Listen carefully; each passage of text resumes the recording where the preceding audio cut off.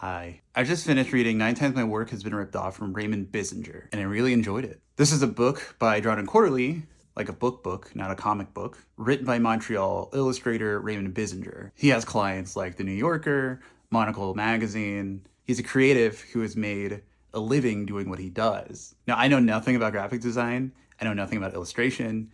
I'm terrible at the visual arts. This is why I write. But I picked this book up because, one, the cover rocks, and two, I like the size of this book. I think it's a really cool, pocketable little guide. And honestly, I figured if Drawn and Quarterly was putting out a book by this artist I didn't know, maybe they were worth reading.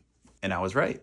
This book is not like a guide as to how to become an illustrator. It is a really helpful one for how to protect yourself as one. Each chapter has a story in which Biesinger gets ripped off, whether it be from a show promoter or a government agency or even a nonprofit. And in every chapter, he tells you how he navigated that.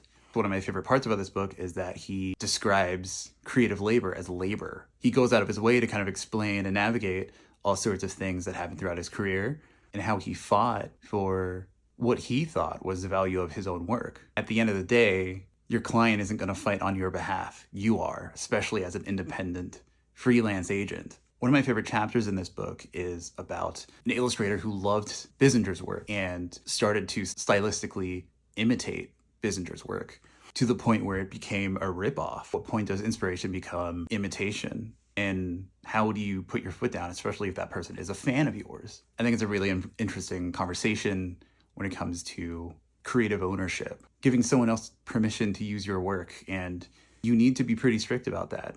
Or else maybe you can't do this as a career. Maybe you can't illustrate and feed a family, which makes me, the reader, think, if you can't handle these conversations when it comes to money and sticking up for yourself and your creative labor, can you really handle being an independent illustrator? This book is really short. I read it on a flight to Seattle, and I think I still had time left over to watch all of Rumble in the Bronx. Terrible movie, but I've been thinking about it since finishing it, and I think it's a good book to pull out every now and then and read a chapter from, just to gain some insight about defending yourself as someone without money for a lawyer or someone who is literally trying to put food on the table, doing intangible things like creating pictures on the internet.